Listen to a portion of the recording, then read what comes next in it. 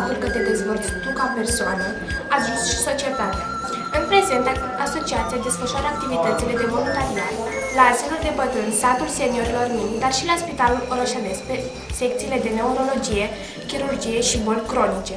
Din experiența mea de voluntar pot să spun că aici am descoperit o a doua familie, un loc unde prietenii, distracția și munca au făcut o conexiune. Voluntariatul nu este o obligație, este un lucru făcut din plăcere. Oricine poate să devină un bun voluntar și să aducă o contribuție, oricât de mică ar fi la lumea ce ne înconjoară. Important este doar să-ți dorești să faci voluntariat și să găsești acea organizație care să-ți ofere oportunitatea potrivită de a face acest lucru. Eu am găsit asociația Există o șansă, asociație care m-a ajutat să-mi dezvolt spiritul de echipă și să comunic mai bine cu ceilalți.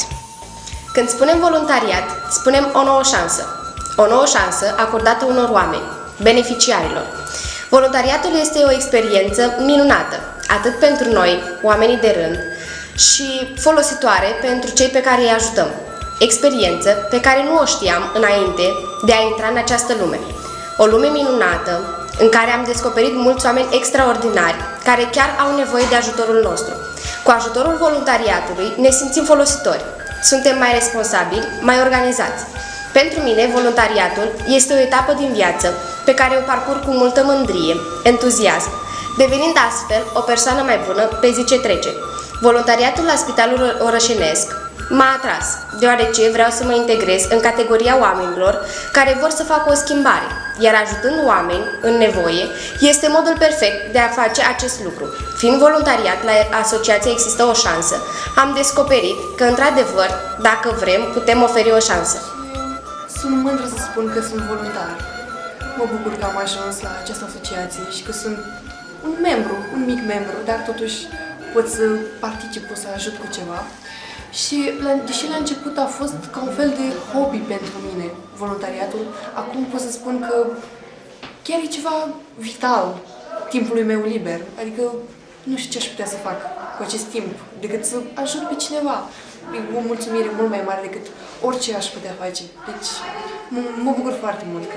Bine, voluntariatul este locul unde mi-am făcut noi prieteni și unde simt că pot să-i ajut pe acești bătrâni care nu au o familie și găsesc ajutor în noi.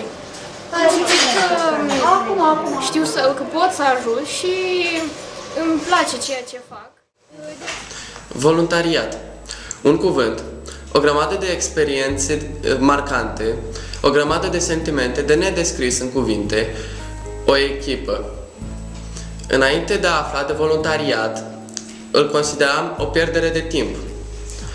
Consideram că eu și voluntariatul nu avem nimic în comun. După ce am luat contact cu voluntariatul pentru prima oară, am înțeles ce este munca. Am înțeles suferința unor bătrâni care nu mai locuiesc alături de familiile lor, ci în cadrul unui complex rezidențial. Voluntarii sunt cei care se apropie și mai mult de noi, fac un fel de... sunt un fel de intermediari între îngrijitoarele de serviciu, între personalul calificat și beneficiari. Adică se apropie de noi, fac micile servicii de care avem nevoie, înțeleg, după câte am observat eu, ei încearcă să înțeleagă psihologia bătrânului, care e deosebită de a lor, modul de gândire a acestora, precum și suferințele lor. Și eu n-am întâlnit încă un voluntar care să repeadă o persoană vârstnică, chiar dacă această persoană vârstnică nu e în toate facultățile sau, mă rog, mai scapă câte ceva care nu trebuie. N-am văzut niciun voluntar reprezent o persoană care, chiar după opinia noastră, a beneficiarilor, nu s-a frustrat cum se cade.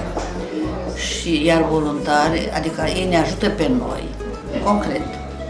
Ne aduc apă, ne conduc într-un loc în altul, fac micile servicii cu mâncarea, ne aduc mâncarea, ne duc farfurile înapoi, ne aduc apă, medicamentele le dă numai personalul calificat.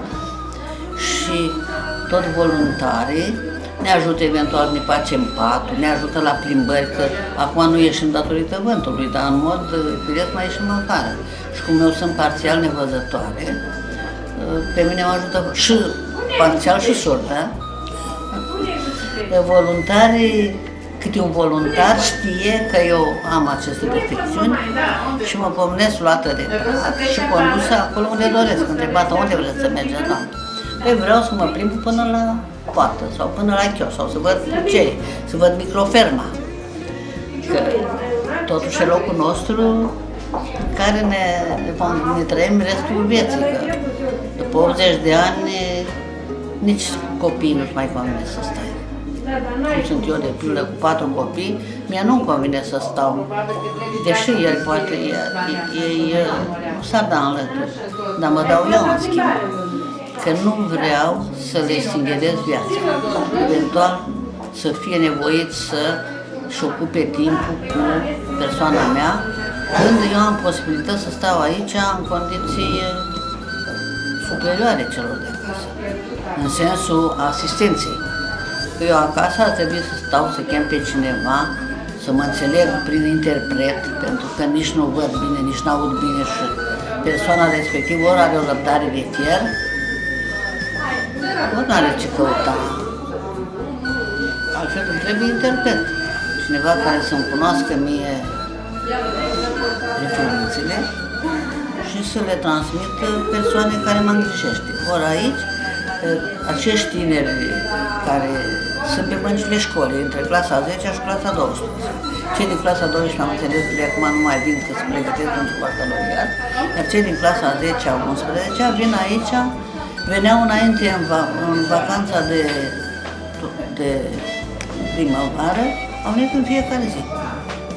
Acum în vacanța mare vin sâmbătă și duminica pentru că au și ei la rândul lor vacanță și au program, fie de învățat, fie de plecat undeva într-o stațiune și vin sâmbătă și duminica, când personalul e mai puțin aici lucrările și sprijinul lor ne este mai folositor.